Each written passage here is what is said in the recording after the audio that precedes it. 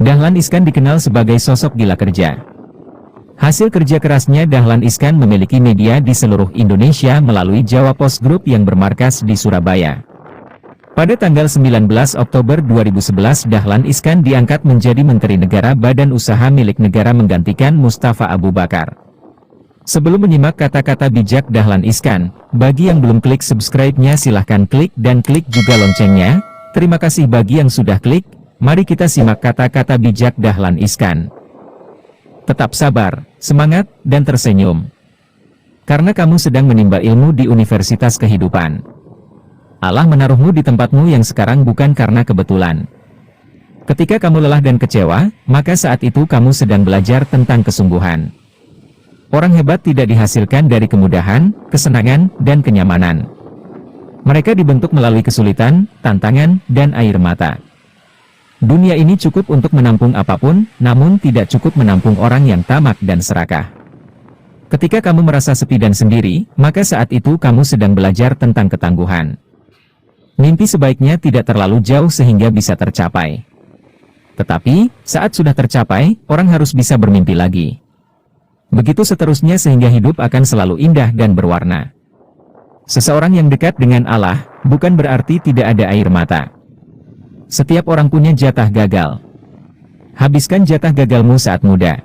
Ketika kamu harus membayar biaya yang seharusnya tidak kamu tanggung, maka saat itu kamu sedang belajar tentang kemurahhatian.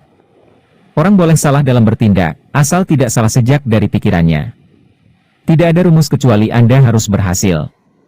Harus sukses. Kalau kita gagal, kita siap bangkit lagi. Kalau kita patah, kita akan bangkit lagi. Ketika usahamu dinilai tidak penting, maka saat itu kamu sedang belajar tentang keikhlasan. Sesekali jadilah film kartun, dijepit, digilas, bangkit lagi. Jika ada yang ingin menjadi pengusaha, sebaiknya sedini mungkin. Jadi pengusaha itu tidak bisa tiba-tiba. Miskin bermartabat, kaya bermanfaat. Seseorang yang taat dengan Allah, bukan berarti tidak ada kekurangan. Apakah menjadi pengusaha itu bisa dipelajari? Tidak mungkin. Namun menjadi pengusaha itu harus dijalankan. Ketika usahamu dinilai tidak penting, maka saat itu kamu sedang belajar tentang keikhlasan. Orang miskin bukanlah orang yang tidak punya harta. Orang miskin adalah orang yang tak punya impian. Jika buatan dalam negeri sudah cukup memadai, tentunya perlu didukung. Menghargai perbedaan adalah hal sulit, tetapi harus selalu dilakukan. Seseorang yang tekun berdoa, bukan berarti tidak ada masa-masa sulit. Berbuat untuk orang lain, baru untuk diri sendiri. Dulu saya kira birokrasi itu jarang rapat. Ternyata sangat rajin rapat dan bisa sampai pagi. Sayangnya jarang ada hasilnya. Kalau mereka menjadi aparat negara harus siap tak kaya, kalau orang mau kaya jangan jadi PNS, kalau ingin terkenal jadilah politisi, kalau ingin hanya mengabdi dan puas mengabdi ke masyarakat jadilah PNS. Kekompakan adalah kunci kesuksesan, dengan kompak antara pemimpin dengan orang yang dipimpinnya akan membawa bangsa ini maju lebih cepat. Semuanya berat, tapi bukan tidak mungkin terwujud. Bangkitlah setiap kali kita terjatuh. Bila tidak, pasti akan tertinggal. Hidup, bagi orang miskin, harus dijalani apa adanya.